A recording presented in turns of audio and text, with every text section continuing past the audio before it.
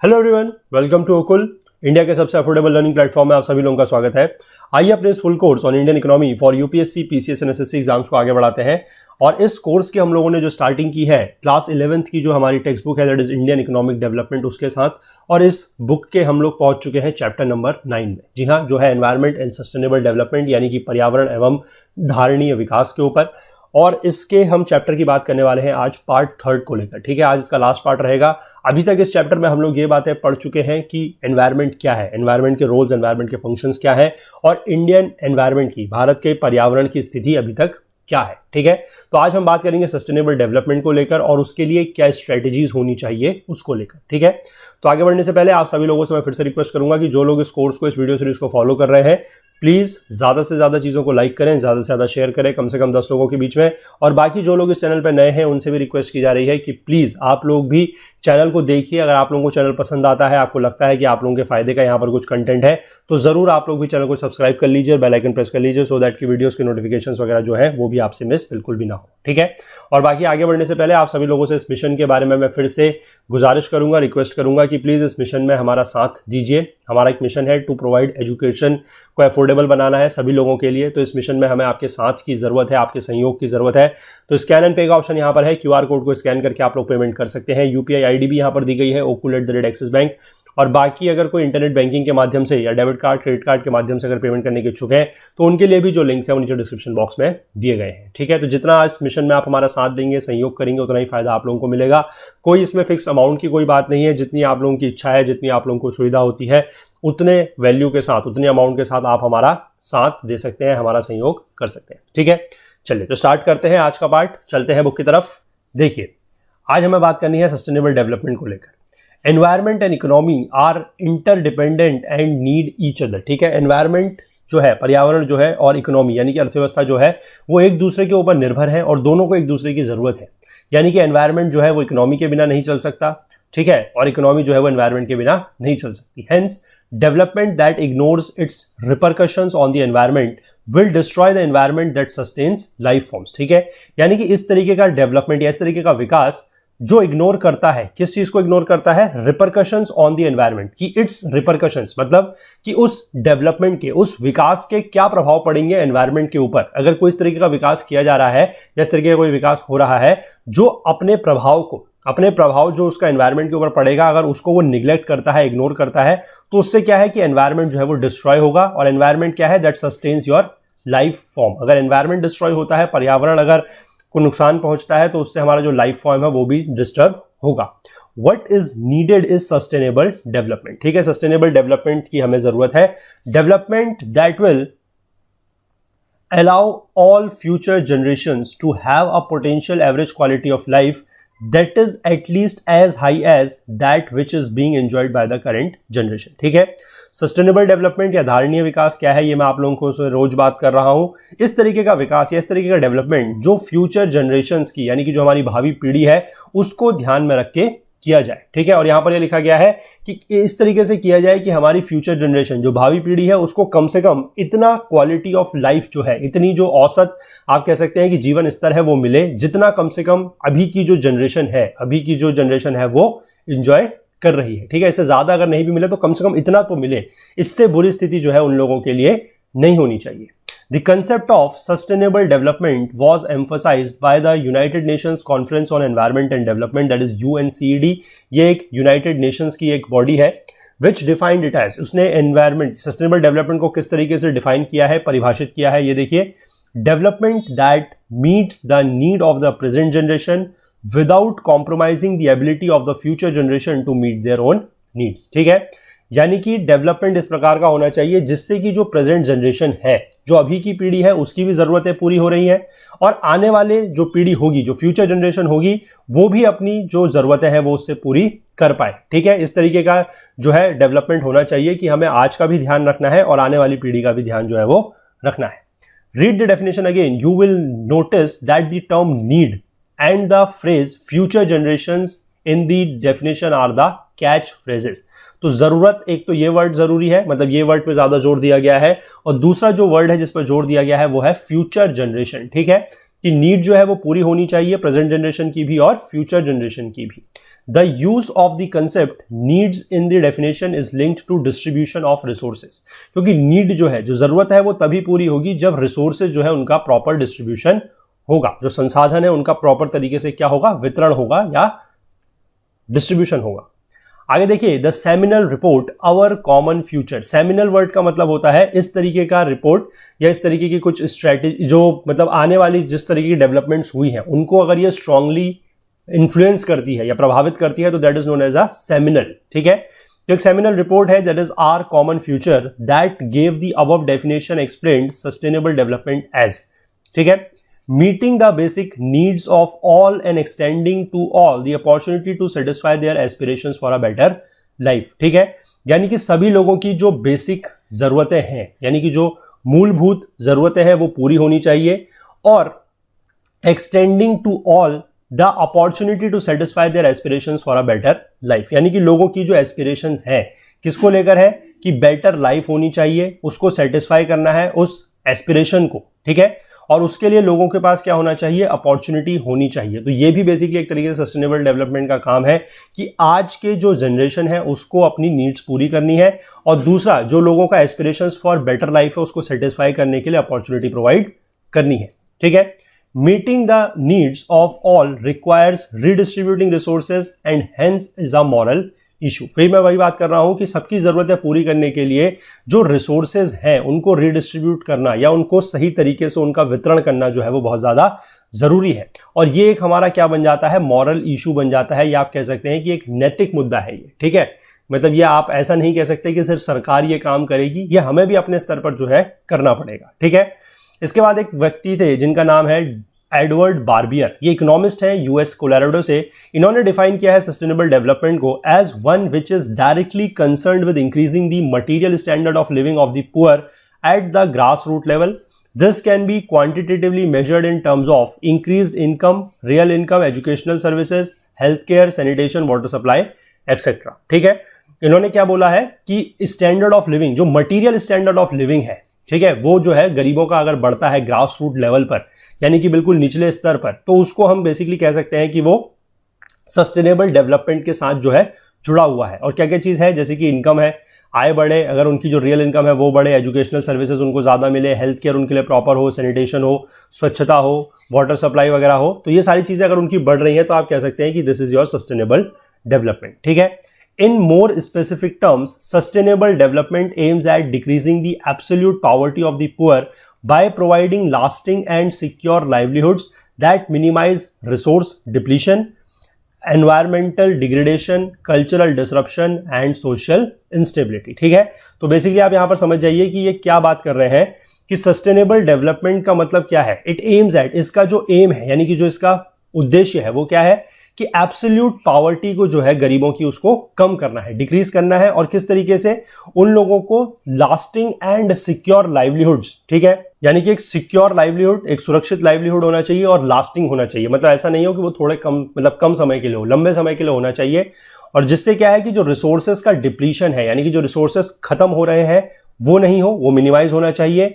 Environmental degradation भी minimise होना चाहिए, कल्चरल डिसरप्शन नहीं होना चाहिए, और सोशल इंस्टेबिलिटी यानी कि सामाजिक अस्थिरता भी नहीं होनी चाहिए। ये चीजें सारी की सारी क्या होनी चाहिए, मिनिमाइज होनी चाहिए या कम से कम होनी चाहिए। ठीक है, इसके बाद sustainable development is in this sense are development that meets the basic needs of all, particularly the poor majority for employment, food, energy, water, housing and ensures growth of agriculture, manufacturing, power and services to meet their needs। ठीक है, तो sustainable development यहां पर बताया गया है, गरीबों को लेकर यहां पर बात की गई है, मतलब इनकी तरफ को अगर आप देखें तो उस तरफ से कि बेसिक नीड्स जो है, सभी लोगों की बेसिक नीड्स जो है वो पूरी होनी चाहिए, पर्टिकुलरली द पुअर मेजॉरिटी। जैसे कि उनकी क्या क्या जरूरत है, एम्प्लॉयमेंट है, रोजगार है, फूड है, एनर्जी है, वाटर है, हाउसिंग है, और ये भी इंश्योर करना है कि साथ ही साथ जो हमारा एग्रीकल्चर है, जो कृषि है, जो मैन्युफैक्चरिंग है, जो पावर एंड सर्विसेज है, टू मीट दीज नीड्स, ये भी क्या कर रही है, ग्रो कर रही है। ये सुनिश्चित करना भी एक तरीके से क्या है, सस्टेनेबल डेवलपमेंट ही है।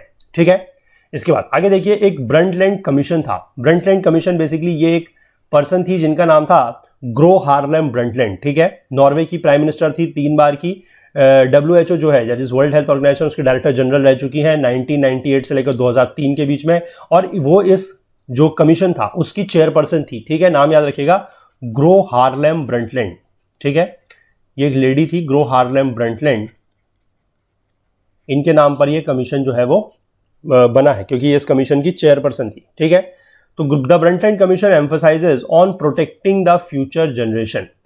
This is in line with the argument of the environmentalist who emphasize that we have a moral obligation to hand over the planet Earth in good order to the future generation। ठीक है, तो environmentalist ने ये बातें की हैं, जो पर्यावरणविद है उन्होंने ये बोला है कि ये हमारा एक मॉरल ऑब्लिगेशन है, यानी कि एक हमारी नैतिक जिम्मेदारी है कि हम अपने प्लेनेट अर्थ को अच्छी स्थिति में, अच्छे हालत में जो है वो अपनी फ्यूचर जनरेशन को सौंपें। ऐसा ना हो कि हम उसका यूज इतना ज्यादा कर दें और इतने गलत तरीके से यूज कर दें कि सिर्फ हमारी जरूरत है तो पूरी हो जाए, लेकिन फ्यूचर जनरेशन, भावी पीढ़ी के लिए हम कुछ भी छोड़ के ना जाए। तो ऐसा नहीं है, ये हमारी एक नैतिक जिम्मेदारी है, एक मॉरल ऑब्लिगेशन है कि हम अपने जो प्लेनेट अर्थ है उसको अच्छी स्थिति में, गुड ऑर्डर में जो है वो फ्यूचर जनरेशन को सौंप के जाए। ठीक है, that is the present generation should bequeath a better environment to the future generation. ठीक है, bequeath का मतलब होता है टू पास ऑन समथिंग और to leave something for someone else, that is known as bequeath। ठीक है, कि ये हमारा एक तरीके से आप कह सकते हैं कि जिम्मेदारी है प्रेजेंट जनरेशन की कि हम एक बेटर एनवायरनमेंट जो है वो अपने फ्यूचर जनरेशन को पास ऑन करें। At least we should leave to the next generation stock of quality of life assets no less than what we have inherited. तो यहां पर एक बात ये बोली जा रही है कि कम से कम हम इतना stock of quality of life जो है वो छोड़ के जाएं, वो अगले आने वाली पीढ़ी के लिए छोड़ के जाएं, जितना कम से कम हमने अपनी पिछली पीढ़ी से या हमने अपने पूर्वजों से इनहेरिट किया है। अगर हम उसमें ज्यादा कुछ डेवलपमेंट नहीं करते हैं, अगर हम उसको बेटर नहीं बना के जा रहे हैं, तो कम से कम जितना हम लोगों को मिला था हम उतना ही छोड़ के जाएं, उसको उससे ज्यादा बर्बाद जो है वो ना करें। ठीक है, बहुत गहरी बात यहां पर लिखी गई है। कभी भी सस्टेनेबल डेवलपमेंट को लेकर अगर बातें होती हैं तो इस तरीके की लाइंस वगैरह का आप लोग जो है वो यूज कर सकते हैं। इसीलिए मैं आप लोगों को पहले दिन से बोलते आया हूं कि ये बुक, जो लोगों को लगता है या जो मार्केट में इस तरीके की बातें चल रही हैं कि ये बुक जो है एग्जाम पॉइंट ऑफ व्यू से इंपॉर्टेंट नहीं है, इसमें से यूपीएससी में क्वेश्चन नहीं आते हैं, तो बेसिकली वो आप कह सकते हैं कि प्रीलिम्स पॉइंट ऑफ व्यू से उतनी ज्यादा इंपॉर्टेंट नहीं है। मैं आप लोगों को फिर से बता रहा हूं, लेकिन सिर्फ प्रीलिम्स क्रैक करना आप लोगों का मकसद नहीं है।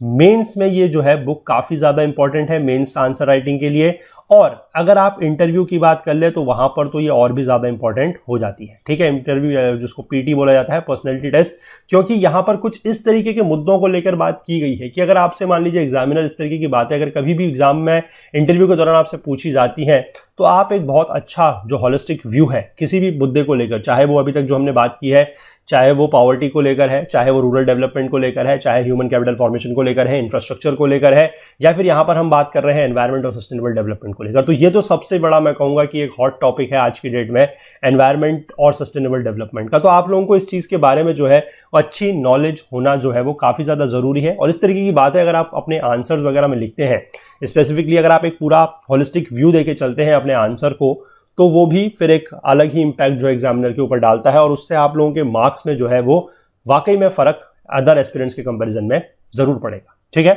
बाकी आंसर राइटिंग वगैरह को लेकर हमारे पास कुछ रिक्वेस्ट आई है कि आंसर राइटिंग किस तरीके से की जाए, उसके बारे में कुछ वीडियोस वगैरह बनाए जाए। तो we are trying our best कि अगर हमें थोड़ा सा भी अगर टाइम मिलता है, ठीक है, थोड़ा सा भी अगर टाइम मिलता है, थोड़ा सा भी अगर हमारे पास होता है समय, तो हम आप लोगों के लिए वो वीडियो जो है बहुत जल्द से जल्द लेके आएंगे। आप लोग अपना जो भरोसा है, जो अपना साथ है, वो हमारे साथ बनाए रखें, अपना विश्वास। हम आप लोगों के लिए चीज़ें जो है धीमे धीमे सब कुछ लेके आ रहे हैं, और भी चीज़ें करेंगे। थोड़ा सा अपना कंट्रीब्यूशन वगैरह का आप लोग अगर ध्यान दे सकें तो अच्छी बात है। ठीक है, क्योंकि उसकी हमें ज़रूरत है। अगर आप जितना ज़्यादा कंट्रीब्यूशन आप लोगों के एंड से आएगा तो उतनी ही चीज़ें जो है आप लोगों को हम लोग जल्द से जल्द दे पाएंगे। ठीक है, चलिए आगे देखिए। The present generation can promote development that enhances the natural and built environment in the ways that are compatible with conservation of natural assets, preservation of the regenerative capacity of the world's natural ecological system, avoiding the imposition of added cost और risk on the future generation. ठीक है, तो जो present generation है, जो अभी की पीढ़ी है, वो क्या कर सकती है, वो डेवलपमेंट को प्रमोट कर सकती है। किस तरीके से, जो हमारे जो नेचुरल एंड बिल्ट एनवायरनमेंट है उनको एक तरीके से वो क्या करे, इनहेंस करे। ठीक है, और किस तरीके से एनहेंस करे कि जो कंजर्वेशन ऑफ नेचुरल एसेट्स हैं, जो हमारे नेचुरल एसेट्स हैं उनको कंजर्व करना है। ठीक है, जो हमारी रीजनरेटिव कैपेसिटी है of the world's natural ecological system की, उसको प्रिजर्व करना है। ठीक है, और avoiding the imposition of added cost और risk on the future generations, यानी कि जो फ्यूचर जनरेशंस है उसके ऊपर हम लोग कोई एडिशनल कॉस्ट या रिस्क जो है वो जबरदस्ती के इंपोज ना करें। ठीक है, आगे देखिए, according to Herman Daly, a leading environmental economist, इन्होंने क्या बोला है कि to achieve sustainable development the following needs to be done. अगर हमें सस्टेनेबल डेवलपमेंट या धारणीय विकास को अगर हमने अचीव करना है तो हमें कुछ चीजें की जानी चाहिए। क्या है वो यहां पर इन्होंने दिया है, देखिए, पहला है कि limiting the human population to a level within the carrying capacity of the environment. ये कैरिंग कैपेसिटी के बारे में हम लोग इस चैप्टर के शुरुआत से ही बात कर रहे हैं। कैरिंग कैपेसिटी वो है कि जब तक एनवायरमेंट, या आप कह सकते हैं कि जब तक नेचर जो है आपका बोझ संभालने को तैयार है, that is known as the carrying capacity. अगर इसको हम बिल्कुल लेमैन लैंग्वेज में, बिल्कुल हम इसको अगर सीधे साफ शब्दों में अगर समझे तो यही है कि नेचर या पर्यावरण या आप कह सकते हैं प्रकृति आपका जब तक बोझ उठा सकती है उसको उतना ही बोझ दें। उससे ज्यादा अगर आप बोझ देंगे तो फिर वो चीज जो है वहां पर प्रॉब्लम आएगी और वहां पर क्राइसिस जो है वो जरूर आप लोगों को देखने को मिलेगा और उसका परिणाम भी जो है वो हम ही लोगों को फिर अंत में भुगतना पड़ेगा। ठीक है, तो सीधी सी बात है कि ह्यूमन पॉपुलेशन, क्योंकि हमने ये बात करी है कि पॉपुलेशन जो है वो सबसे बड़ा एक मुख्य कारक है। ठीक है, इट्स अ बिगेस्ट कॉज आप कह सकते हैं पॉल्यूशन के लिए और आप कह सकते हैं एनवायरमेंटल डिग्रेडेशन के लिए। जो हमारा सप्लाई डिमांड का जो रूल है कि पहले हमने पढ़ा था कि सप्लाई हमारे पास ज्यादा हुआ करती थी, अब हमने अपने रिसोर्सेज का जो है ओवर यूज किया है, मिस यूज किया है, तो उससे क्या है कि हमारे रिसोर्सेज जो है उनकी सप्लाई कम हो चुकी है और पॉपुलेशन बढ़ने की वजह से, इंडस्ट्रियलाइजेशन वगैरह बढ़ने की वजह से क्या हुआ है कि डिमांड जो है वो ज्यादा बढ़ गई है। तो डिमांड सप्लाई के बीच में जो हमारा एक रूल एस्टैब्लिश हुआ करता था वो बिल्कुल रिवर्स हो चुका है। ठीक है, उसको हमने बिल्कुल उल्टा कर दिया है। तो सबसे बड़ा उसका मुख्य कारण क्या है कि जो डिमांड वगैरह बढ़ी है वो, और डिमांड क्यों बढ़ी है, पॉपुलेशन बढ़ने की वजह से। ठीक है, तो इसलिए पॉपुलेशन को लिमिट करना जो है वो सबसे ज्यादा इंपॉर्टेंट है। The carrying capacity of the environment is like a Plimsoll line of the ship which is its load limit mark. ठीक है, शिप्स वगैरह जो होते हैं, जो कार्गो शिप्स वगैरह होते हैं, उनमें एक प्लिम्सोल लाइन होती है। ठीक है, प्लिम्सोल लाइन क्या होती है मैं आपको इस तरीके से बताता हूं। देखिए, ये जैसे शिप है, ठीक है, तो इसमें क्या होता है कि यहां पर एक इस तरीके से मार्क्स बने हुए होते हैं, इस तरीके से। ठीक है, इस मार्क्स में क्या होता है कि वो वहां पर मतलब ये दर्शाता है कि जैसे जैसे अब इसके ऊपर आप सामान रखते जाएंगे, ठीक है, इस कार्गो शिप के ऊपर जैसे जैसे आप सामान रखेंगे तो नीचे को बैठेगा, तो एक लेवल यहां पर सेट होता है कि इस लेवल से नीचे आप नहीं जा सकते।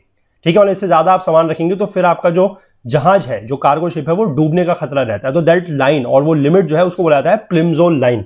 ठीक है, तो in the absence of the Plimsoll line for the economy, the human scale grows beyond the carrying capacity of the earth and deviates from the sustainable development. तो जिस तरीके से शिप्स वगैरह जो है, जो कार्गो जहाज है, जो मालवाहक जहाज है, उसमें जिस तरीके से प्लिम्सोल लाइन का कंसेप्ट होता है, तो इस तरीके से हमें भी एक प्लिम्सोल लाइन का कंसेप्ट जो है हमारे पास होना चाहिए। ठीक है, अगर हमारा जो पॉपुलेशन वगैरह है अगर वो बहुत ज्यादा बढ़ रही है, बियॉन्ड द कैरिंग कैपेसिटी अगर हम लोग जा रहे हैं, तो फिर वो अच्छा नहीं है। फिर हम सस्टेनेबल डेवलपमेंट का जो पाथ है, जो धारणीय विकास का जो पथ है, उससे डेविएट हो जाएंगे या उससे हम भटक जाएंगे। ठीक है, अगला दिया गया है कि technological progress should be input efficient and not input consuming. जो टेक्नोलॉजिकल प्रोग्रेस हम लोग कर रहे हैं, यानी कि जो हम तकनीकी विकास कर रहे हैं, जो तकनीकी हम लोग सुधार कर रहे हैं, वो इनपुट एफिशिएंट होना चाहिए। ठीक है, यानी कि वो जो इनपुट्स वगैरह हम उसमें यूज कर रहे हैं वो एफिशिएंट होने चाहिए, वो इनपुट कंज्यूमिंग नहीं होने चाहिए। इनपुट कंज्यूमिंग का मतलब है कि हम इनपुट्स को लेके खत्म करते जा रहे हैं। हमें कुछ इस तरीके से उनका यूज करना चाहिए कि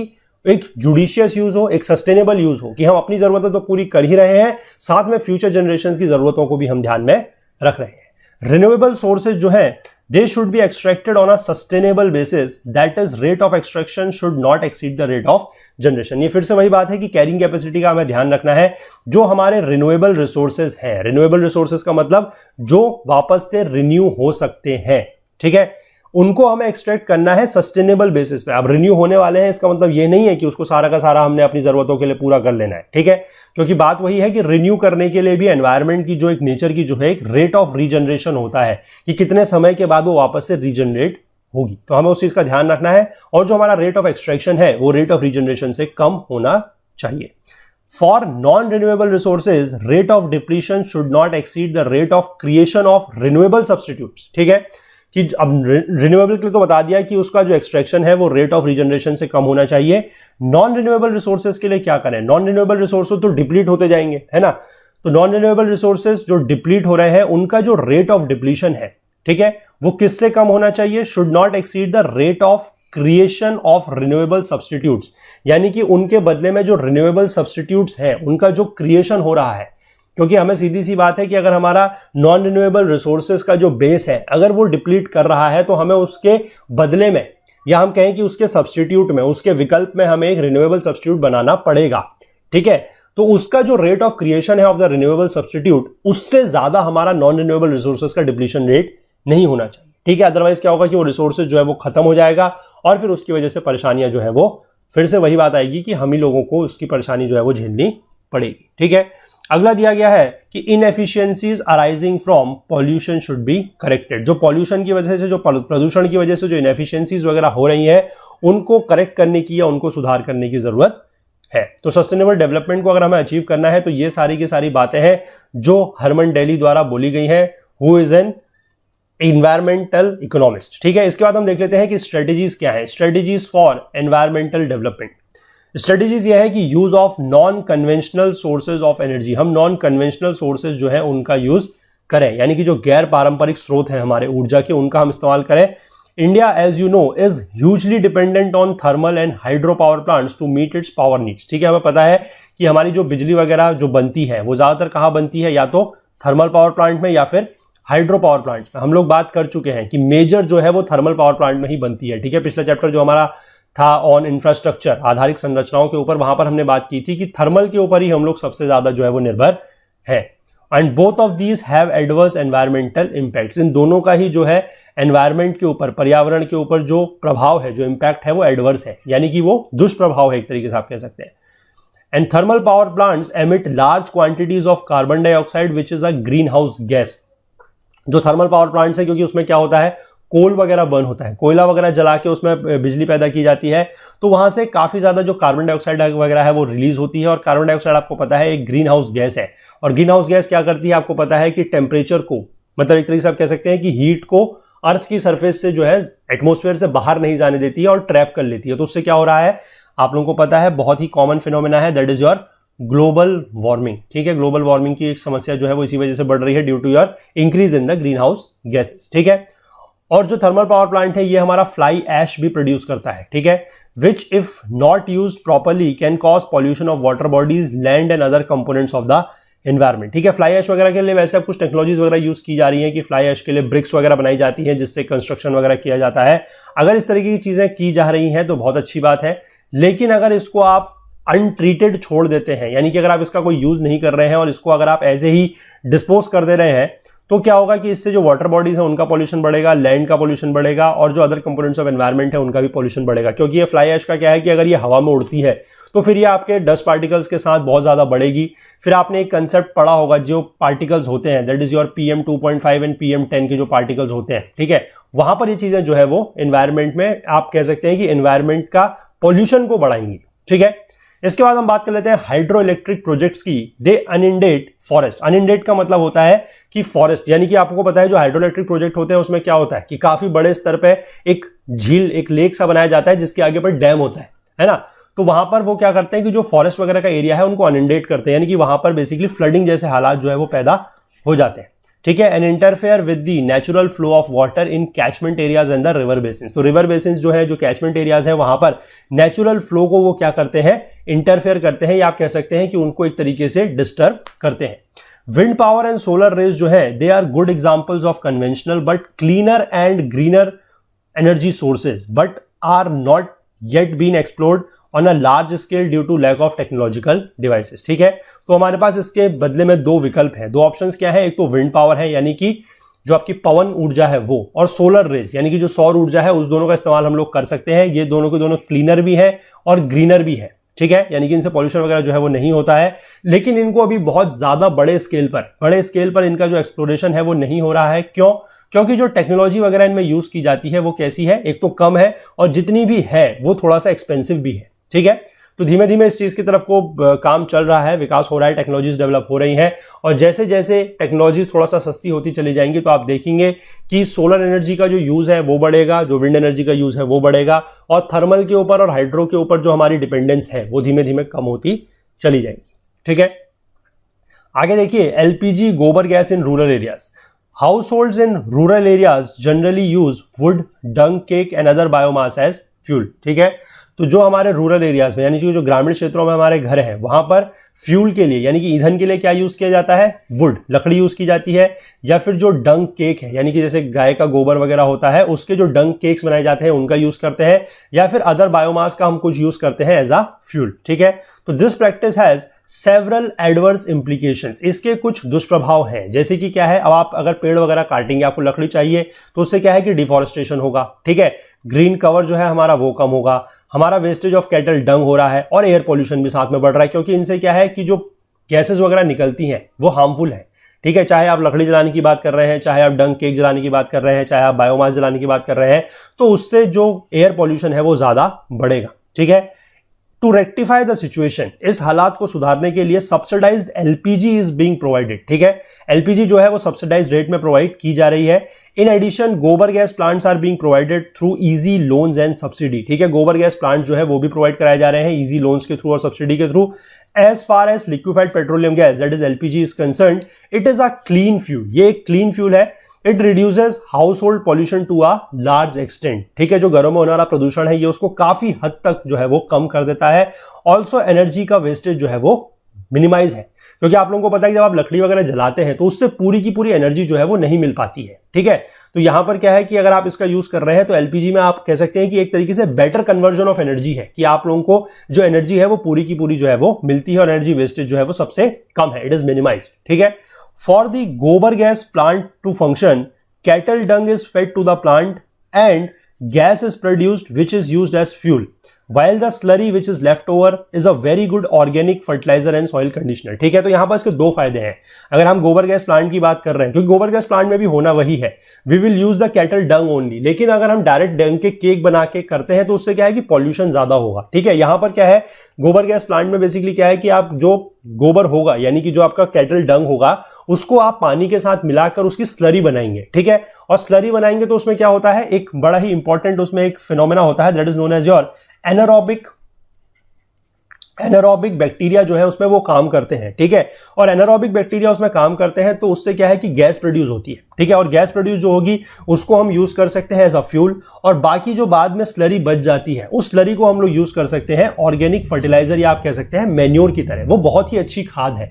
तो यहां पर डबल फायदे हैं। अगर आप डायरेक्ट कैटल डंग को यूज कर रहे हैं तो उसके नुकसान है, अगर आप उसको गोबर गैस प्लांट के थ्रू यूज कर रहे हैं तो वो फिर डबल फायदे हैं कि आपको एक तो फ्यूल भी मिल रहा है और साथ में आपको अपने जो फार्म वगैरह है, जो एग्रीकल्चर लैंड वगैरह है, उसके लिए ऑर्गेनिक मैन्योर भी मिल रही है, आपको केमिकल फर्टिलाइजर्स वगैरह की जरूरत जो है वो नहीं पड़ेगी। ठीक है, इसके बाद अर्बन एरियाज में हम बात करते हैं। ये जो मैंने आपको बात बताई स्पेशली गोबर गैस प्लांट वाली, ये जनरली रूरल एरियाज में जो है वो चलती है। ठीक है, अर्बन एरियाज में वो चीजें नहीं होती है। अगर हम बात करें अर्बन एरियाज में तो सीएनजी का एक कंसेप्ट लाया गया है, that is compressed natural gas. ठीक है, दिल्ली में आप लोगों ने देखा होगा, जो लोग दिल्ली के हैं या जो लोग यहां पर गए हैं इन्होंने चीजें देखी होंगी कि यहां पर जो बसेस वगैरह हैं, टैक्सीज वगैरह हैं, वो काफी सारी अब सीएनजी पे चलने लगी है। ठीक है, as fuel in public transport system has significantly lowered air pollution and the air has become cleaner. ठीक है, तो पिछले कुछ सालों में, मतलब जब पहले ये चीजें यूज नहीं होती थी, जब यहां पर सीएनजी वगैरह यूज नहीं होती थी, तो यहां पर जो पॉल्यूशन था वो काफी ज्यादा था। ठीक है, क्योंकि आपने पहले से, अगर कोई दिल्ली के लोग हैं या जो दिल्ली से संबंधित है वो इसको बेहतर बता सकते हैं कि जिस तरीके से पहले यहां पर डीटीसी वगैरह की काफी पुरानी बसेस चला करती थी जो डीजल वगैरह पर चलती थी, उस समय दिल्ली में पॉल्यूशन बहुत ज्यादा हुआ करता था। लेकिन पिछले कुछ सालों से, यानी कि पिछले लगभग 8-10 सालों से जब ये चीजें चेंज होनी शुरू हुई है, अब जब सीएनजी वगैरह की बसेस चलने लगी है, अब तो टैक्सीज हैं, ऑटो वगैरह है, उन सब में भी सीएनजी किट वगैरह लग गई है, तो उससे जो पॉल्यूशन वगैरह है वो काफी ज्यादा उस पर असर पड़ा है। ठीक है, in the last few years many other Indian cities also began to use CNG। ठीक है, तो पहले ये दिल्ली वगैरह में यूज हुआ था, इसके बाद ये अब और जगह पे भी जो है वो इस्तेमाल होने लगा है। ठीक है, इसके बाद हम बात कर लेते हैं विंड पावर यानी कि पवन ऊर्जा की। In areas where speed of wind is usually high, windmills can provide electricity without any adverse impact on the environment. ठीक है, जो ऐसे क्षेत्र हैं जहां पर हमारी जो पवन की गति है, यानी कि कह सकते हैं कि जो स्पीड ऑफ विंड है वो ज्यादा है, वहां पर हम लोग विंड मिल का इस्तेमाल कर सकते हैं और इससे हमें इलेक्ट्रिसिटी जो है वो मिल सकती है, और इससे क्या होगा कि कोई एनवायरमेंट के ऊपर कोई दुष्प्रभाव या कोई एडवर्स इंपैक्ट भी नहीं पड़ेगा। Wind turbines move with the wind and electricity is generated. No doubt the initial cost is high but the benefits are such that high cost gets easily absorb. ठीक है, कि इसमें इनिशियल कॉस्ट जो है, यानी कि जब आप उसको सेटअप वगैरह करेंगे विंड मिल को, तो उसकी कॉस्ट ज्यादा है, लेकिन बाद में जो हमें इसके फायदे होंगे वो इस तरीके के फायदे हैं क्योंकि हमें देखिए एनवायरमेंटल में कोई इंपैक्ट नहीं पड़ रहा है, ठीक है। तो इन सब चीज़ों की वजह से क्या है कि जो फायदे हैं उसकी वजह से जो इसकी हाई कॉस्ट है वो आप कह सकते हैं कि एक तरीके से एडजस्ट हो जाती है या एब्जॉर्ब हो जाती है, ठीक है। इसके बाद देख लेते हैं हम सोलर पावर का कैसे यूज करेंगे, सौर ऊर्जा का यूज करेंगे थ्रू फोटोवोल्टेइक सेल्स, ठीक है। इनको बोला जाता है पीवी सेल्स भी बोलते हैं इनको, ठीक है। PV cells that is your photovoltaic cells. India is naturally endowed with a large quantity of solar energy in the form of sunlight, क्योंकि ऑब्वियसली बात है इंडिया की आपको अगर पोजीशन पता है तो इंडिया ऑलमोस्ट आपका ट्रॉपिक एंड सब ट्रॉपिक रीजन में लाई करता है, ठीक है ना। इंडिया ट्रॉपिक और सब ट्रॉपिक रीजन में लाई करता है, तो यहां पर सनलाइट की एज सच कोई कमी नहीं है, यहां पर बहुत सारी सनलाइट जो है वो अवेलेबल है। We use it in different ways, हम सनलाइट को अलग अलग वेज में यूज भी करते हैं, जैसे कि हम अपने कपड़े सुखाते हैं, ग्रेन सुखाते हैं, other agricultural products as well as various items made for daily use. We also use sunlight to warm ourselves in winter, हम लोग जो है सनलाइट का यूज सर्दियों में खुद को वार्म करने के लिए भी करते हैं, जैसे कि हम लोग धूप वगैरह में जाते हैं सर्दियों में, तो वो भी हम उसका यूज कर रहे हैं। प्लांट जो है वो सोलर एनर्जी का यूज करते हैं फोटोसिंथेसिस की प्रोसेस में, ठीक है। Now with the help of photovoltaic cells, अगर हम बात करें फोटोवोल्टेइक सेल्स की, तो उसके यूज करके हम लोग क्या कर सकते हैं कि सोलर एनर्जी को जो है कन्वर्ट कर सकते हैं इलेक्ट्रिसिटी में, यानी कि बिजली में। These cells use special kind of materials to capture solar energy and then convert the energy into electricity, ठीक है। ये जो सेल्स होते हैं, जो पीवी सेल्स हैं, ये स्पेशल काइंड ऑफ मटेरियल्स को यूज करते हैं, जो क्या करते हैं कि जो हमारी सोलर एनर्जी यानी कि जो सौर ऊर्जा है उसको कैप्चर करते हैं और उसके बाद उसको कन्वर्ट कर देते हैं इलेक्ट्रिसिटी में, ठीक है। This technology is extremely useful for remote areas and for places where supply of power through grid और power lines is either not possible और प्रूव्स वेरी कॉस्टली। तो ये इस तरीके की जो जगह है, जो हमारे रिमोट एरियाज हैं, वहां के लिए ये काफी ज्यादा जो है आप कह सकते हैं कि एक्सट्रीमली यूजफुल टेक्नोलॉजी है, ठीक है। क्योंकि अगर मान लीजिए कोई रिमोट एरियाज हैं तो वहां पर हो सकता है कि ग्रिड के थ्रू बिजली पहुंचाना या पावर लाइन्स या ट्रांसमिशन लाइन्स के थ्रू बिजली पहुंचाना जो है या तो वो पॉसिबल नहीं है या फिर वो बहुत ज्यादा महंगा है। लेकिन अब सोलर एनर्जी जो है, जो सनलाइट है, वो ऐसा तो नहीं है कि रिमोट एरियाज में नहीं पड़ेगी या कम पड़ेगी, वो तो नेचुरल है, तो वो तो पड़नी ही पड़नी है, ठीक है। सन एनर्जी जो है, जो सोलर एनर्जी है, जो सनलाइट है, वो तो मिलनी ही है। अगर ऐसे जगहों पे हम लोग जो है इन सोलर पैनल्स का यूज करते हैं, सोलर पावर का अगर हम यूज करते हैं, फोटोवोल्टेइक सेल्स का अगर हम लोग यूज करते हैं, तो उससे क्या है कि हम लोग एनर्जी जो है वो जनरेट कर सकते हैं, ठीक है।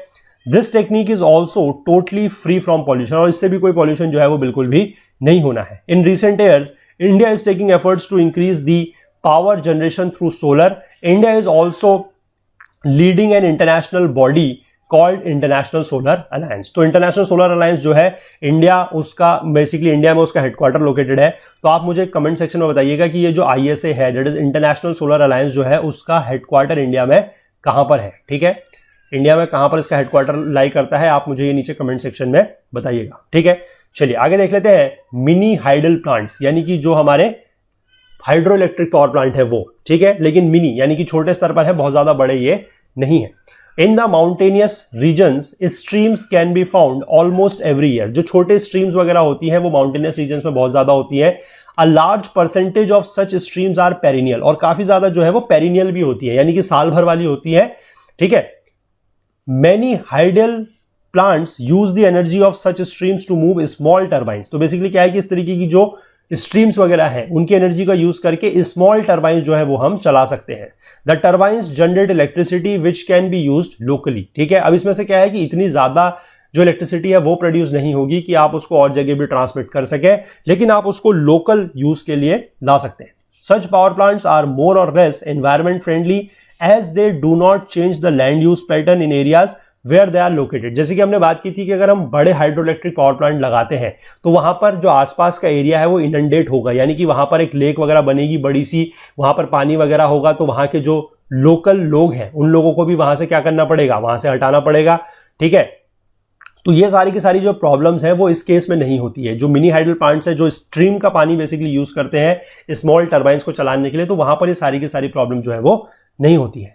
And they generate enough power to meet the local demands. वही बात है कि ये जो लोकल डिमांड्स है, जो वहां की स्थानीय मांग है, जो लोकल डिमांड है, उसको पूरा ये कर सकते हैं। This means that they can also do away with the need for large scale transmission towers and cables and avoid transmission loss. तो इनका ये भी फायदा है कि वहां पर जहां पर ये बन सकती है ठीक है, वहां पर इसको बना के बेसिकली क्या है कि वहां के लोगों की जो स्थानीय लोग हैं या जो स्थानीय मांग है, जो लोकल डिमांड है, उसको वहीं के वहीं पूरा कर दिया जाए, ताकि हमें जो बड़े बड़े ट्रांसमिशन टावर्स हैं उनकी जरूरत ना पड़े, केबल्स की जरूरत ना पड़े, और जो हमारा ट्रांसमिशन के दौरान जो हमारी बिजली जो है, जो तारों में बिजली अगर बहती है, अगर मैं इसको सिंपल लेमैन भाषा में आप लोगों को समझाऊं तो जो तारों में बिजली बहती है उससे भी लॉस होता है, ठीक है, ट्रांसमिशन लॉसेस उसको बोला जाता है, तो वो ट्रांसमिशन लॉस भी नहीं होगा, क्योंकि हम लोग क्या कर रहे हैं कि छोटे एरिया में ही बिजली बना रहे हैं और छोटे एरिया में ही उसको ट्रांसमिट कर रहे हैं।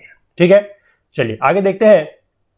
Traditional knowledge and practices. Traditionally Indian people have been close to their environment. ठीक है, ट्रेडिशनली या पारंपरिक तौर पर हम बात करें तो जो इंडिया के लोग हैं, जो भारतीय लोग हैं, वो एनवायरमेंट के अपने बहुत करीब रहे हैं। They have been more a component of the environment and not its controller. वो एनवायरमेंट के कंपोनेंट रहे हैं, यानी कि आप कह सकते हैं कि एक तरीके से एनवायरमेंट के एक अंग रहे हैं, कंट्रोलर नहीं रहे हैं। कभी भी उन्होंने एनवायरमेंट को कंट्रोल करने की या नियंत्रण करने की कोशिश नहीं की है। If we look back at our agriculture system, health care system, housing, transport etcetera, we find that all practices have been environmental friendly. ठीक है, तो पहले के समय की बात की जा रही है कि चाहे हम अपना कृषि का जो क्षेत्र है उसको देख लें, चाहे जो हमारा स्वास्थ्य क्षेत्र है उसको देख लें, हाउसिंग देख लें, ट्रांसपोर्टेशन देख लें, सारे के सारी हमारी प्रैक्टिसेस ऐसी हुआ करती थी जो एनवायरमेंट फ्रेंडली थी। Only recently we have drifted away from the traditional systems and caused large scale damage to the environment and also our rural heritage। तो ये पिछले कुछ समय में, ठीक है, कुछ रिसेंट टाइम में ही ऐसा हुआ है कि हम अपने जो ट्रेडिशनल सिस्टम्स थे, यानी कि जो हमारे पारंपरिक व्यवस्था थी, उससे हम लोग ड्रिफ्ट हुए हैं, यानी कि उससे हम शिफ्ट करे हैं, और उसकी वजह से हम लोगों ने क्या किया है कि जो नए नए हम लोग तरीके इस्तेमाल करने लगे हैं, उससे हमने एनवायरमेंटल को जो है ज्यादा डैमेज पहुंचाया है, और हमारा जो रूरल हेरिटेज है, यानी कि जो हमारी ग्रामीण धरोहर है, उसको भी हम लोगों ने नुकसान पहुंचाया है। Now it is time to go back. लेकिन अब वक्त आ गया है कि हम लोग वापस चलें, उसी समय पे वापस चलें जहां से हम लोगों ने चीजों की शुरुआत की थी। ठीक है, क्योंकि तभी जाके एनवायरनमेंट वगैरह बच सकता है। अगर जिस तरीके से और जिस रेट पे हम लोग अगर आज की डेट में यूज चीजों का कर रहे हैं, तो आने वाले समय के लिए एनवायरनमेंट जो है वो हमें ज्यादा चीजें नहीं दे पाएगा, क्योंकि हम लोग उसकी कैरिंग कैपेसिटी को डिस्ट्रॉय कर रहे हैं। सीधी सी बात तो ये है। ठीक है, one apt example is in health care. ठीक है, हम लोग हेल्थ केयर में जैसे बात की जा रही है कि वापस जा सकते हैं, किस तरीके से, देखिए, India is very much privileged to have about 15,000 species of plants which have medicinal properties। ठीक है, इंडिया में 15,000 इस तरीके के जो प्लांट्स हैं, यानी कि जो पौधों की प्रजातियां हैं, वो पाई जाती हैं जिनमें मेडिसिनल प्रॉपर्टीज हैं। About 8,000 of these are in regular use in various systems of treatment including the folk tradition। इनमें से 8,000 प्रजातियां जो है उनका हम लोग निरंतर यूज कर रहे हैं, रेगुलर यूज कर रहे हैं। With the sudden onslaught of the Western system of treatment, we ignored our traditional system जैसे कि आयुर्वेद, यूनानी, तिब्बतन एंड फोक सिस्टम्स। ये हमारे जो ट्रीटमेंट के सिस्टम्स हुआ करते थे, ठीक है, जो हमारे मेडिसिन सिस्टम्स हुआ करते थे, उनका हमने क्या करना शुरू कर दिया है, निग्लेक्ट करना शुरू कर दिया है। क्यों? क्योंकि हमारे को अब वेस्टर्न सिस्टम ऑफ ट्रीटमेंट जो है वो ज्यादा पसंद आने लगा है। These healthcare systems are in great demand again for treating chronic health problems. लेकिन ये जो हेल्थ केयर सिस्टम्स हैं, ये वापस से जो है इनकी डिमांड, इनकी जो मांग है वो बढ़ रही है। नाउअडेज एवरी कॉस्मेटिक प्रोड्यूस, आप चाहे बात करें हेयर ऑयल की, चाहे टूथपेस्ट की, बॉडी लोशन की, फेस क्रीम की, या कुछ भी जो भी है, आजकल आप देख रहे हैं कि हर चीज हर्बल का आजकल जो है एक ट्रेंड बढ़ रहा है। ठीक है, आप देखेंगे हर चीज में हर्बल की जो है वो डिमांड ज्यादा बढ़ रही है। Not only are these products environment friendly, they are relatively free from side effects and do not involve large scale industrial and chemical processing। तो इन तरीके का जो इस तरीके के प्रोडक्ट्स हैं, यानी कि जो हर्बल प्रोडक्ट्स हैं, उनका फायदा क्या है कि एक तो ये एनवायरमेंट फ्रेंडली है, दूसरे साइड इफेक्ट से फ्री है, इनमें साइड इफेक्ट्स नहीं होता, और इनकी वजह से क्या है कि जो इंडस्ट्रियल और केमिकल प्रोसेसिंग है वो भी बहुत ज्यादा स्तर पर नहीं होती है। ठीक है, चलिए इसके बाद हम बात कर लेते हैं बायो कंपोस्टिंग की।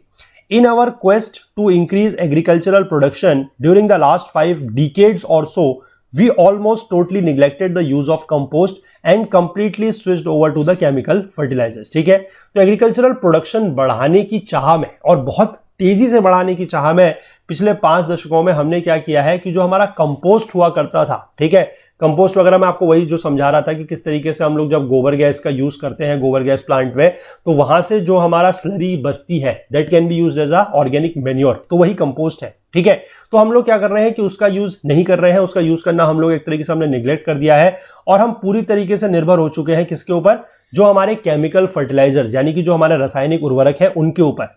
The result is that large tracts of productive land have been adversely affected. तो काफी बड़ी मात्रा में जो जगह है, जो एडवर्स, जो हमारे एग्रीकल्चरल लैंड्स हुआ करते थे, उन पर काफी बुरा प्रभाव इसका पड़ा है। Water bodies including groundwater system have suffered due to chemical contamination and demand for irrigation has been going up year after year। ठीक है, जो वाटर बॉडीज हैं हमारी including the ground water system, ये भी इससे प्रभावित हो रहा है। क्यों? क्योंकि इसमें केमिकल की मात्रा जो है वो बढ़ती जा रही है, केमिकल कंटेमिनेशन बढ़ता जा रहा है, और साथ ही साथ जो डिमांड फॉर इरिगेशन है वो भी बढ़ रही है। ठीक है, farmers in large numbers all over the country have been started using compost made from organic waste of different types. ठीक है, फार्मर्स ने ये चीजें थोड़ा बहुत यूज करनी शुरू कर दी हैं। In certain parts of the country cattles are maintained only because they produce dung which is an important fertiliser and soil conditioner. वही मैं बात कर रहा हूं कि किस तरीके से जो कैटल डंग वगैरह है उसको भी यूज किया जाता है to make the organic manure या ऑर्गेनिक फर्टिलाइजर्स। ठीक है, अर्थवॉर्म्स जो होते हैं they can convert organic matter into compost faster than the normal composting process. Earthworms जो होते हैं वो ये प्रोसेस को बहुत तेजी से करते हैं। तो this process is now being used, widely used, इसको अब काफी ज्यादा स्तर पर हम लोग यूज करने लगे हैं। Indirectly the civic authorities are benefited too so as they have to dispose reduced quantity of waste. ठीक है, अब क्या है कि जो क्वांटिटी ऑफ वेस्ट है उसको डिस्पोज भी कम करना पड़ता है, तो इसलिए जो सिविक अथॉरिटीज हैं उनको भी आप एक तरीके से कह सकते हैं कि इससे फायदा मिल रहा है, क्योंकि जितना भी हमारा जो वेस्ट है, स्पेशली जो हमारा ऑर्गेनिक वेस्ट है, उसको हम लोग क्या कर रहे हैं कि कंपोस्ट में कन्वर्ट कर ले रहे हैं, तो वेस्ट का डिस्पोजल भी जो है वो अब कम करना पड़ता है। ठीक है, इसके बाद बात कर लेते हैं बायोपेस्ट कंट्रोल की। With the advent of green revolution the entire country entered into a frenzy to use more and more chemical pesticides for higher yield. ठीक है, कि ग्रीन रिवॉल्यूशन जो था, जो हरित क्रांति थी, उसमें सबसे पहली चीज क्या थी, ये हम काफी बार बात कर चुके हैं कि high yielding variety of seeds का यूज किया जाता था। उसके लिए ज्यादा जरूरत पड़ती थी पानी की, यानी कि इरिगेशन की, और उसके लिए यूज किया जाता था पेस्टिसाइड्स और इंसेक्टिसाइड्स वगैरह यूज किए जाते थे, और यूज किया जाता था फर्टिलाइजर्स। क्योंकि क्या था कि देखिए, इरिगेशन का यूज हम करते थे, फर्टिलाइजर का यूज करते थे हम पैदावार बढ़ाने के लिए, और इस तरीके की जो क्रॉप्स हुआ करती थी, जो हमारी हाई यील्डिंग वैरायटी सीड्स वगैरह हुआ करती थी, उनकी जो क्रॉप्स थी they were very much susceptible to your pest and insects. ठीक है, तो उनको भगाने के लिए बेसिकली क्या करना पड़ता था कि पेस्टिसाइड्स और इंसेक्टिसाइड्स वगैरह का यूज करना पड़ता था। ठीक है, तो इससे भी जो है वो काफी ज्यादा फर्क, नुकसान हमें पड़ा है। यहां पर एक वर्ड दिया गया है, दैट इज फ्रेंजी। फ्रेंजी का मतलब होता है अनकंट्रोल्ड एक्साइटमेंट। ठीक है, या अनकंट्रोल्ड बिहेवियर, कि हम एक तरीके से आप कह सकते हैं कि इतने ज्यादा एक्साइटेड हो गए थे ज्यादा से ज्यादा प्रोडक्शन करने के लिए कि हमें ये चीज जो है वो यूज करी हम लोगों ने बहुत ज्यादा मात्रा में, केमिकल पेस्टिसाइड्स वगैरह। ठीक है, soon the adverse impacts begin to show. तो धीमे धीमे ही, मतलब जल्दी ही क्या हुआ कि जो हमारे एडवर्स इंपैक्ट्स हैं, इसके जो दुष्प्रभाव है वो हमें दिखने लगे। फूड प्रोडक्ट्स वर कंटेमिनेटेड, जो हमारे फूड प्रोडक्ट्स थे वो कंटेमिनेटेड होने शुरू हुए। Soil, water bodies and even ground water were polluted with pesticide. तो सारे के सारे जो हमारे सोर्सेज हैं, चाहे वो मिट्टी है, चाहे हमारे वो वाटर बॉडीज है, चाहे वो ग्राउंड वाटर है, वो सारे के सारे पॉल्यूट होना शुरू हो गए। Even milk, meat and fishes were found to be contaminated, क्योंकि एक तरीके से आप कह सकते हैं कि ये फूड चेन में, जो फूड चेन होती है वहां पर चला गया। जैसे कि मान लीजिए कोई आपने अगर ये पेस्ट वगैरह, पेस्टिसाइड वगैरह छिड़के, ठीक है, तो वो ग्रास वगैरह है, वो ग्रास को कौन खाएगा? ठीक है, ग्रास हॉपर खाएगा। फिर उसके बाद ग्रास हॉपर को कौन खाएगा? फ्रॉग खाएगा। फ्रॉग को स्नेक खाएगा। इस तरीके से जो पूरी की पूरी एक फूड चेन में चीजें बढ़ती चली जाती हैं, वही यहां पर हुआ है। ठीक है, मैंने एक टर्म यहां पर यूज किया है, फूड चेन। ठीक है, जिसको अगर पता है तो बहुत अच्छी बात है, अगर नहीं पता है तो जब हम इसको अपने इकोलॉजी एंड एनवायरनमेंट का कोर्स पढ़ेंगे तो वहां पर समझेंगे कि फूड चेन, फूड वेब का कंसेप्ट क्या होता है। ठीक है, वैसे आप लोगों को शायद पता होगा, क्योंकि बचपन में ये तो साइंस में ही पढ़ लेते हैं, आई थिंक 5th-6th क्लास में। अगर पता है तो अच्छी बात है, नहीं तो ज्यादा परेशान मत होइएगा, इसको बाद में हम लोग अपने इकोलॉजी एनवायरनमेंट के कोर्स में डिटेल में जो है कवर करेंगे। ठीक है, चलिए, to meet this challenge efforts are on to bring in better methods of pest control. ठीक है, अब देखिए, पेस्ट तो होंगे और पेस्ट को कंट्रोल तो करना पड़ेगा, लेकिन हम ये कोई बेटर तरीका खोजने की कोशिश कर रहे हैं कि हमें ये जो केमिकल पेस्टिसाइड्स वगैरह है इनका यूज ना करना पड़े। और एक इस तरीके का स्टेप क्या है? One such step is the use of pesticides based on plant products. ठीक है, कि हम इस तरीके के कुछ पेस्टिसाइड्स वगैरह बनाए जो प्लांट प्रोडक्ट्स के ऊपर निर्भर हो। जैसे कि neem trees are proving to be quite useful. जो नीम का पेड़ होता है ये काफी ज्यादा इसमें यूजफुल है, प्रूव हो रहा है। ठीक है, several types of pests controlling chemicals have been isolated from neem and these are being used। तो नीम के पेड़ से कुछ केमिकल्स वगैरह निकाल के इसका यूज किया जा रहा है। Mixed cropping and growing different crops in consecutive years on the same land have also helped farmers. ठीक है, मिक्स क्रॉपिंग का मतलब क्या है कि दो क्रॉप को एक साथ उगाना, और ये दिया गया है कि एक ही लैंड पर अलग अलग साल में यानी कंसेक्यूटिव ईयर्स में अलग अलग क्रॉप उगाना, इससे भी फायदा हुआ है। This is basically known as your crop rotation. ठीक है, कि एक ही लैंड पर एक ही समय पर अगर आप अलग अलग क्रॉप उगा रहे हैं, ठीक है, that is known as mix cropping. और एक ही लैंड में अगर आप अलग अलग समय पे, ठीक है, एक ही समय पे उगा रहे हैं तो वो मिक्स क्रॉपिंग है, अलग अलग समय पे अगर आप उगा रहे हैं तो दैट इज क्रॉप रोटेशन। ठीक है, चलिए आगे देख लीजिए।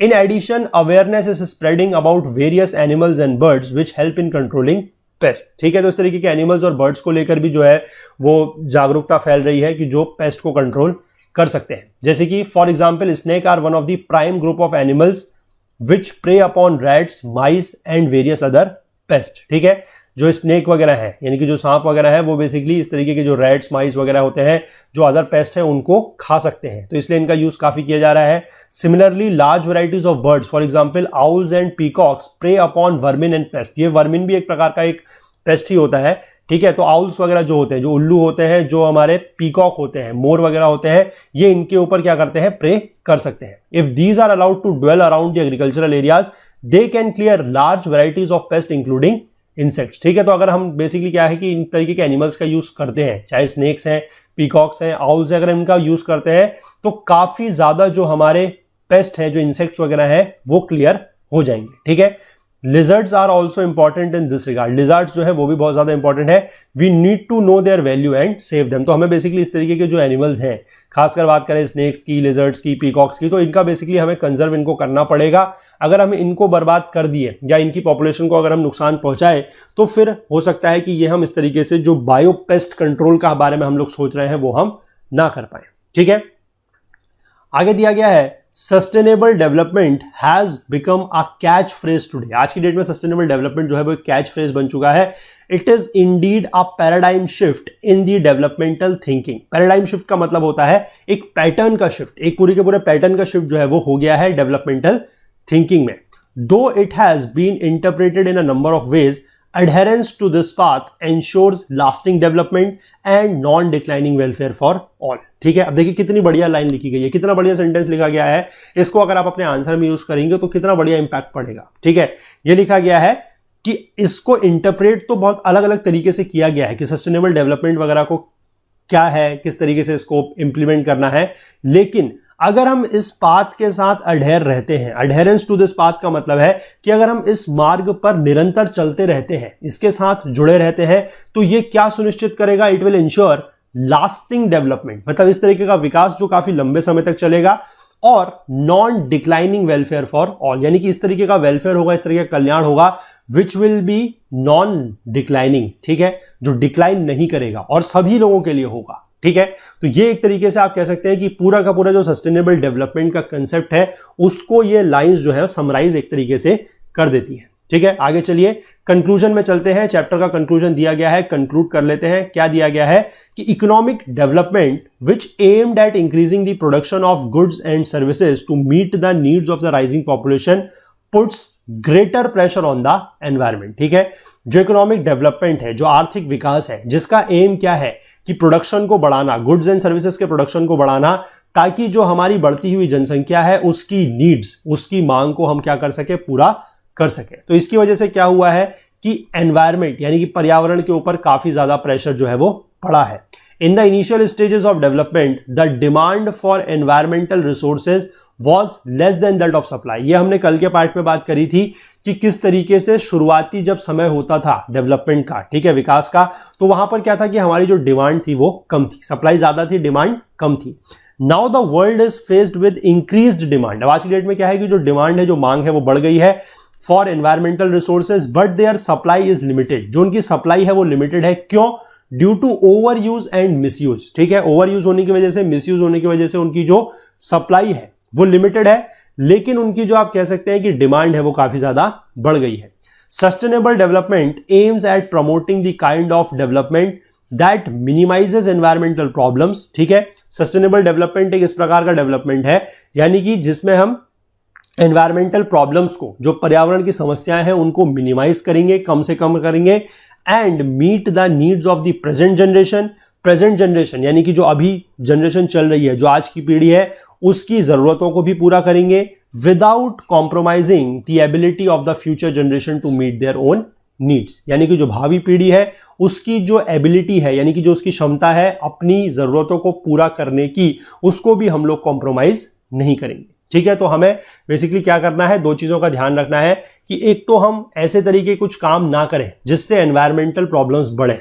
ठीक है, डिमांड सप्लाई के रूल को या डिमांड सप्लाई के रिलेशन को हमें याद रखना है कि हम कुछ भी चीज को अगर एक्सट्रैक्ट कर रहे हैं एनवायरमेंट से तो वो उसकी रीजनरेटिंग कैपेसिटी से ज्यादा नहीं होना चाहिए, और अगर हम कुछ भी तरीके का डेवलपमेंट कर रहे हैं या करने के बारे में सोच रहे हैं तो वो इस तरीके का होना चाहिए कि आज के लोगों की जो डिमांड है, जो जरूरतें हैं वो पूरी हो, लेकिन आगे आने वाले जनरेशन की, फ्यूचर जनरेशन की जो डिमांड्स है उसके बारे में भी ध्यान रखा जाए और उनकी जो ability to meet their needs हैं उसके साथ कॉम्प्रोमाइज ना किया जाए, समझौता ना किया जाए। ठीक है, चलिए तो ये चैप्टर यहां पर कंप्लीट होता है।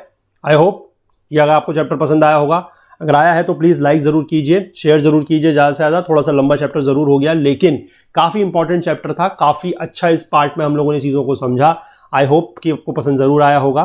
ठीक है, बाकी चीजों को लाइक जरूर करते रहें, ज्यादा से ज्यादा शेयर जरूर करते रहें और अपने कमेंट्स वगैरह जो है वो भी हमें यहां पर बताते रहें ताकि हमें पता लगे कि आप लोग इस वीडियो सीरीज को, इस कोर्स को रेगुलरली फॉलो कर रहे हैं। अब इस बुक का सिर्फ एक चैप्टर जो है वो बचा हुआ है, that is the last chapter. उसके बाद फिर हम लोग कुछ, मैंने आपको जैसे बताया था कि कुछ मिक्स एंड मैच का कंसेप्ट हम लोग लेके चलेंगे, what ever will be the best, ठीक है, फ्रॉम डिफरेंट सोर्सेज, उसको लेके अब हम लोग आगे बढ़ेंगे इस कोर्स में। लेकिन अभी तक का जो पार्ट था वो जितना ज्यादा इंपॉर्टेंट है, आगे आने वाला पार्ट उससे भी ज्यादा इंपॉर्टेंट आप लोगों के लिए इस कोर्स का रहेगा। तो जो लोग इस वीडियो सीरीज को पहली बार देख रहे हैं, जो इन वीडियोस को पहली बार देख रहे हैं, उनसे मैं रिक्वेस्ट करूंगा कि आप लोग प्लीज चैनल को जरूर सब्सक्राइब कर लें, बेल आइकन प्रेस कर लें, सो दैट की वीडियोस की नोटिफिकेशंस वगैरह जो है वो आपसे मिस ना हो। और बाकी चीजों को जरूर शेयर करते रहें। कोई क्वेरी है, कोई डाउट्स है तो जरूर पूछें, फीडबैक अपने जरूर दें ताकि उसके बेसिस पर अगर कोई जरूरत महसूस होगी तो हम चीजों को इंप्रूव भी जरूर करेंगे। बाकी हमसे ज्यादा जुड़ने के लिए हमारा Facebook page, Twitter page, Telegram channel का आप लोग यूज कर सकते हैं। और अगर आप कोई और बात हमसे शेयर करना चाहें, कुछ पूछना चाहें या कुछ बताना चाहें तो उसके लिए आप हमारी ईमेल आईडी का यूज भी कर सकते हैं, दैट इज okul.co@gmail.com। ठीक है, चलिए मिलते हैं अगले पार्ट में, तब हम नया लेक्चर जो है, लास्ट लेक्चर, उसको स्टार्ट करेंगे। तब तक के लिए अपना बहुत बहुत ध्यान रखिएगा। Please do take care of yourself. Thank you, have a nice day, bye bye.